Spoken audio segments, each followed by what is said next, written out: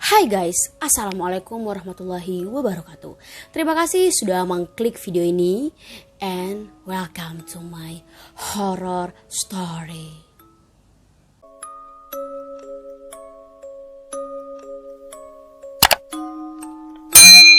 Oke guys, video kali ini bakal beda dari video-video aku sebelumnya. Karena kali ini aku mau nyeritain tentang pengalaman pribadi aku waktu aku nginep di salah satu hotel daerah Bandung. Kenapa aku pengen banget ngebahas ini sama kalian? Karena kalau menurut aku ini adalah salah satu informasi yang penting banget. Ini cocok banget untuk kita bahas di akhir-akhir tahun seperti ini. Ini hal yang wajib banget kita bahas. Kenapa? Karena aku yakin banget kebanyakan dari kalian di akhir tahun seperti ini kalian akan pergi-pergi keluar kota untuk traveling atau untuk merayakan tahun baruan di luar rumah. Ini salah satu pelajaran sih yang bisa aku ambil, bahwa setiap aku mau check-in hotel atau sebelum aku mau nginep di suatu tempat, sebaiknya aku ngecek dulu si hotel ini dulunya bekas apa, ada kejadian apa sebelumnya gitu. Karena ini bener-bener terjadi di diri aku, yang dimana personally sebenarnya aku orangnya agak sedikit peka. Tapi selama ini aku selalu kayak mengabaikan gitu loh, bahwa ya udahlah ya, toh kita itu hidup nggak sendiri gitu. Ada ada hal yang harus kita percayai yang memang tidak terlihat oleh kita gitu. Jadi kejadiannya itu waktu itu aku nginep di salah satu hotel di daerah Bandung. Hotel ini hotel biasa banget, yang waktu itu per malamnya juga nggak sampai 200.000, itu masih di bawah 200.000 gitu.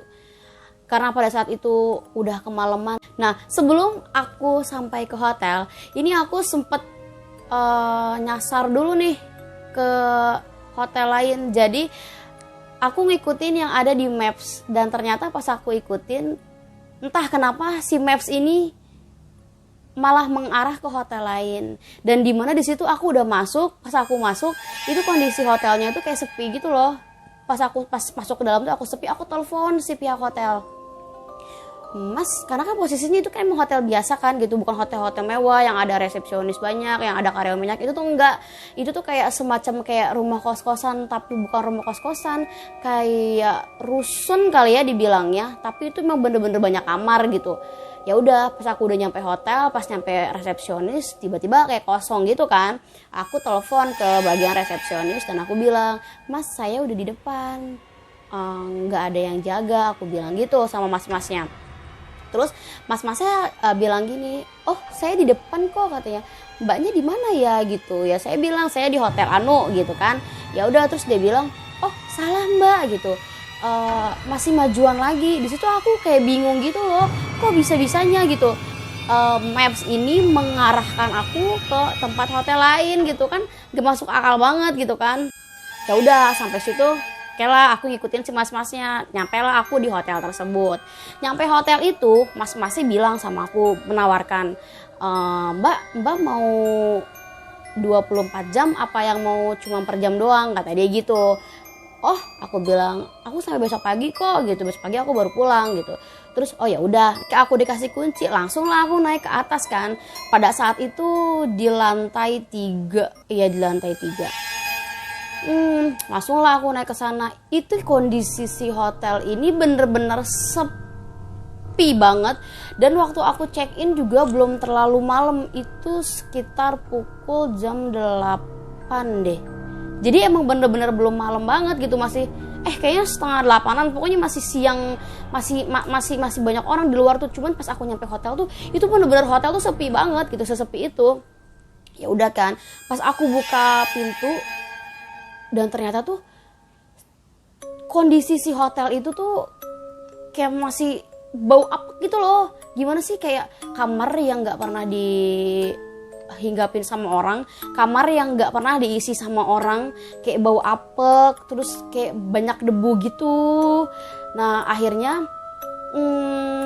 aku nyalain lampunya dan aku coba nyalain kipas anginnya gitu. Pas aku colokin kipas anginnya, itu tuh keluar kayak api gitu loh, terus kayak jeret gitu, kayak ada listrik keluar gitu ya, konslet lah gitu deh dibilangnya si kipas anginnya.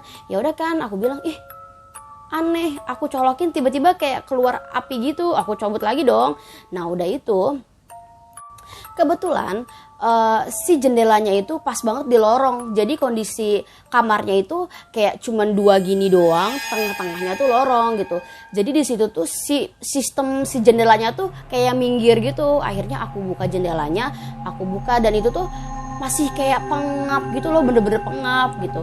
Karena aku nggak nyaman dan aku tuh inisiatif untuk ngomong sama si resepsionis, aku menghubungi resepsionis, aku ke bawah lagi dan aku bilang sama mas-masnya, mas aku minta ditukar kipasnya gitu, karena kan apek gitu ya, maksudnya nggak nyaman dan nggak ada ventilasi udara gitu loh.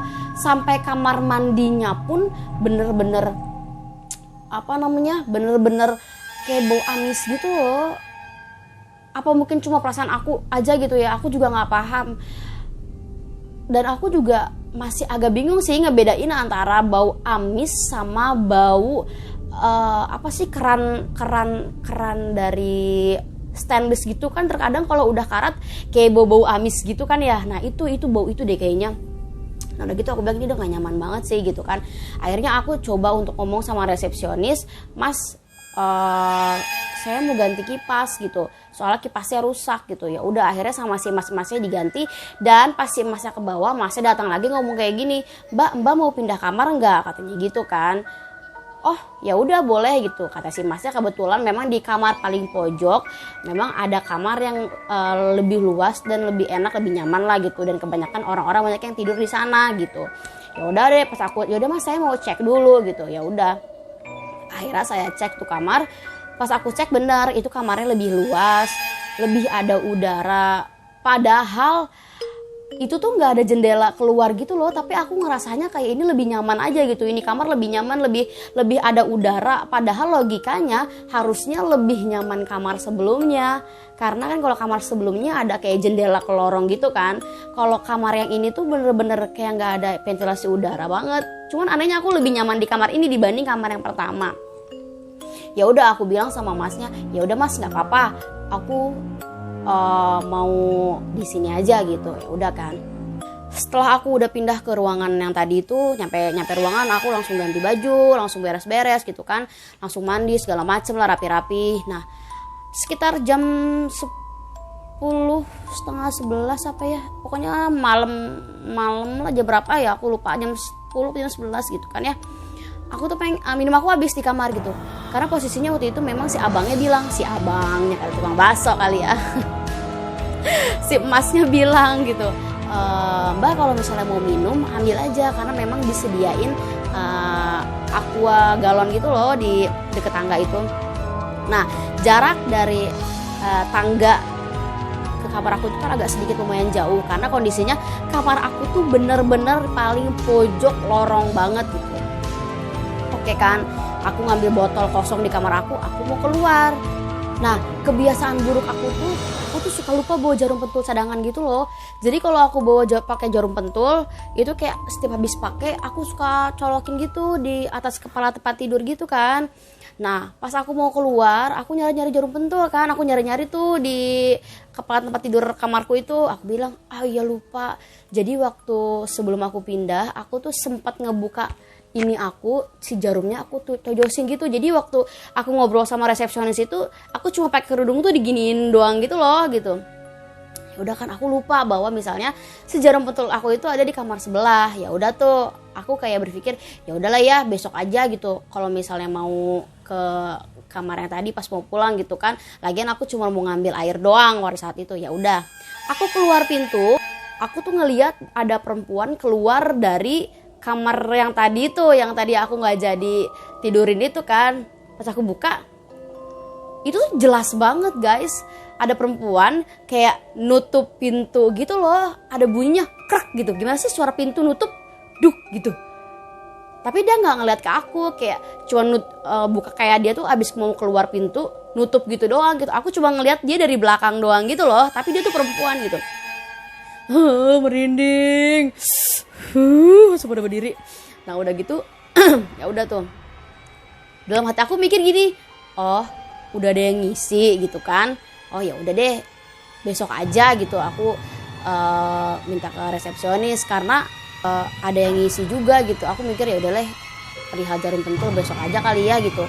Atau mungkin nanti pas aku lagi ngisi air mungkin dia datang, nanti aku ngomong sama mbak-mbaknya, mbak ada barang aku yang ketinggal apa gimana gitulah. Nanti kalau aku mau emang bener-bener ada si mas resepsionisnya atau mungkin nanti si mbak-mbaknya ada, aku mau minta izin untuk ambil jarum pentul gitu kan. Ya udah tuh akhirnya ya udah aku ambil air minum biasa, aku kembali lagi kan ke dalam gitu, ke kamar hotel. Ya udah di situ aku tidur segala macem. Keesokan harinya ketika aku bangun, pas aku mau pulang itu sekitar jam 10 pagi lah ya, jam 10 pagi tuh aku kan mau pulang ke Bogor. Terus aku kayak mandi beres-beres segala macem. Pas mau pulang aku inget kan aku kan gak punya jarum pentul gitu. Lagi yang saat itu ya kan gak mungkin banget kan aku pulang dalam keadaan aku gak pakai jarum pentul gitu. Ya udah, kebetulan jam-jam segitu tuh aku ngelihat ada resepsionis yang memang lagi beres-beres tuh di kamar-kamar sebelah gitu kan. Akhirnya aku ngomong sama si masnya, mas, iya mbak katanya gitu, aku pengen ke kamar sebelah gitu. Kan semalam aku kan niatnya mau tidur di kamar itu gitu. Aku tunjukin tuh kamarnya, di kamar itu. Tapi kondisinya pada saat itu kipas anginnya rusak. Terus mas yang jaga semalam mengusulkan aku untuk tidur di sini, dan ternyata jarum pentul aku ketinggalan gitu. Saya nggak bawa jarum pentul lagi mas, saya boleh nggak ya izin ngambil jarum pentul dulu. Nah pas aku ngomong kayak gitu, si masnya ngomong kayak gini, oh ya udah mbak, saya ambil kuncinya dulu. Gue di situ kayak melangok gitu loh, hah ambil kunci? Oh di situ aku langsung kayak berpikir positif gitu loh, bahwa oh ya udah mungkin si mbak yang nginep semalam udah pulang kali gitu, atau mungkin kayak cuma beberapa jam doang, atau visit doang, atau mau ngapain doang gitu kan ya, aku juga nggak tahu lah ya gitu. Karena memang pas aku masuk hotel itu si masnya juga kan nawarin ke aku kan, mbak mau sampai besok pagi, mau 24 jam apa mau beberapa jam doang gitu. Jadi pikiran aku masih positif banget gitu. Oke, mungkin dia cuma beberapa jam doang habis itu pulang, atau mungkin waktu subuh dia pulang gitu kan, kita nggak tahu kan ya. Oke lah, si masnya ngasih kunci ke aku. Ya udah mbak, ini mbak kuncinya, ayo kata dia gitu kan. Ya udah akhirnya aku buka pintu, aku masuk. Merinding. Dan yang bikin aku bingung guys, pas aku masuk, masa kondisi kamarnya tuh bener-bener kayak gak berubah gitu loh. Sumpah, merinding. Masa ya pas aku nyampe kamar tuh bener-bener kayak bau yang semalam aku rasain itu masih sama. Logikanya yang namanya kamar hotel, kalian pasti dong pernah ke kamar hotel yang dimana hotel itu sebelumnya diisi sama orang, pasti udah campur aduk sama keringatnya dia, atau mungkin sama bau parfumnya dia. Pokoknya kalau ada orang yang sebelumnya nginep di kamar hotel kita, itu pasti dari baunya, dari kesegarannya tuh itu udah beda banget kan gitu. Dan yang lebih parahnya lagi, si jendela yang semalam aku buka sedikit itu masih kebuka sedikit. Intinya dari waktu aku ninggalin kamar itu sampai aku datang lagi pagi-pagi itu nggak ada perubahan sama sekali gitu. Itu tuh yang bikin aku kayak, ini orangnya aneh banget sih yang nginep gitu. Kok kayak nggak ada perubahan, sampai jendelanya pun nggak ditutup gitu. Dia nggak ketakutan emang semalam takut ada yang masuk atau ada yang ngintip kan ya gitu. Ya udah tuh aku ngambil jarum pentul kan, aku emang niat aku cuma ngambil jarum pentul doang. Aku ambil jarum pentul di atas si kasur itu, aku ambil udah aku pakai segala macem. Udah gitu aku nyeletuk bilang gini sama si masnya, mas yang nginep semalam kayaknya kecapean banget ya, aku bilang gitu. Jendelanya sampai nggak ditutup loh, padahal ini semalam jendelanya aku yang buka. Terus kayak pagi-pagi banget gitu udah keluar, aku bilang gitu. Biasanya kan kalau orang-orang yang nginep di hotel itu kan bangunnya pada siang gitu kan. Dan kalian tahu guys, si masnya jawab apa? Gak ada yang nginep mbak, dari semalam ini kosong. Sumpah di situ gue speechless banget. Itu gue kayak ya Allah, itu aku tuh bener-bener kayak speechless banget gitu loh pas si mas ngomong gitu. Aku langsung kaget. Serius mas, aku bilang bener mbak, orang sama sekali nggak ada yang ini kok, nggak ada yang nginep di sini gitu. Karena kan kondisi memang emang kosong. Kata dianya semalam itu memang yang nginep di lantai ini tuh cuma 2 kamar yang keisi, kamar aku sama kamar yang depan sebelah sana gitu. Masa sih, aku bilang. Ya udah kan, di situ aku bilang gini, masa sih mas, semalam ada yang ini loh, ada yang masuk gitu, ada yang nutup pintu gitu. Dia bilang, si masnya bilang nggak ada mbak, mbak salah lihat kali, atau mungkin si mbak-mbak yang nginep di depan kali, dia mau ngontrol apa gimana, kata dia gitu. Aku di situ diem aja gitu. Hah, masa sih? Udah kan, nyampe situ aku pulang. Ya udahlah, aku juga ya oke, mungkin emang perasaan aku aja gitu kan. Cuman aku tuh kayak bingung aja, itu tuh jelas banget guys, itu tuh jelas banget. Gimana sih kalau kita kayak abis ngebuka pintu mau keluar terus kita nutup dan itu tuh ada suaranya. Tuh aku merinding. Itu tuh bener-bener ada suaranya. Ya udah kan, akhirnya aku pulang tanpa aku mikir aneh-aneh. Aku pulang, aku ambil KTP ku, aku ambil deposit segala macam. Ya udah aku pulang. Sampai rumah, sumpah aku sepenasaran itu sama hotel itu, yang menurut aku ternyata juga memang sebenarnya agak aneh sih pas aku datang ke situ. Pertama, aku udah disasarin ke hotel lain. Logika aja ya kali deh ada orang ngasih maps bisnis hotelnya sendiri itu malah nyasar ke hotel lain gitu kan aneh gitu. Yang kedua, pas aku nyampe kamar yang pertama, itu kipas angin langsung rusak.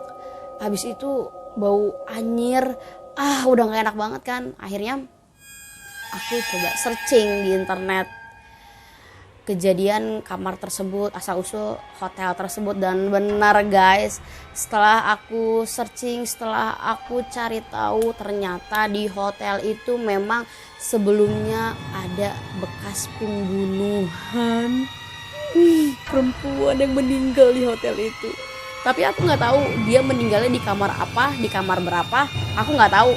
Yang jelas yang aku cari tahu, ada bekas apa sebelumnya, atau sebelumnya ada kejadian apa di hotel tersebut. Dan ternyata benar, di hotel tersebut pernah ada kejadian pembunuhan. Dan akhirnya semenjak itu, setiap aku mau nginep di hotel atau aku mau pergi keluar kota, itu bener-bener aku kayak harus nyari tahu dulu sih si hotel ini sebelumnya ada kejadian apa. So jadi aku nggak mau ini kejadian juga sama kalian. Cukup aku aja yang ngerasain ini. Jadi menurut aku informasi ini itu bener-bener penting banget. Karena siapa sih yang mau nginep di kamar yang dulunya pernah terjadi tragedi pembunuhan di situ? Aku sendiri nih kalau disuruh milih, aku juga nggak mau. Dan aku yakin kalian juga pasti nggak mau dong kalau misalnya udah tahu kamar itu pernah kejadian pembunuhan. Dan pasti ownernya sekalipun nggak akan mau tinggal di situ kalau misalnya tahu kalau itu tuh bekas pembunuhan. Dan mungkin di next video aku bakal ngasih tahu beberapa hotel yang dipercaya angker dan bekas pembunuhan di Indonesia, biar kalian tahu kalau misalnya hotel-hotel yang mau kalian kunjungin itu seperti apa. Oke guys, jadi segitu dulu video kali ini. Aku harap ini bisa untuk jadi pembelajaran kita semua, bahwa sebelum kita mau check in hotel, sebaiknya kita research dulu ada kejadian apa di hotel ini sebelumnya. Karena aku nggak mau guys kalian merasakan apa yang aku rasain, karena itu bener-bener rasanya tuh kayak shock banget gitu loh. Sampai sekarang pun aku agak sedikit kayak takut kalau misalnya nginep di sebuah hotel. Sebenarnya aku masih banyak banget cerita yang di luar nalar logika aku. Next lah ya, next aku bakal ceritain satu persatu kejadian-kejadian apa yang udah pernah aku alamin semasa hidup aku. So, sampai ketemu di next video. Bye bye. Assalamualaikum.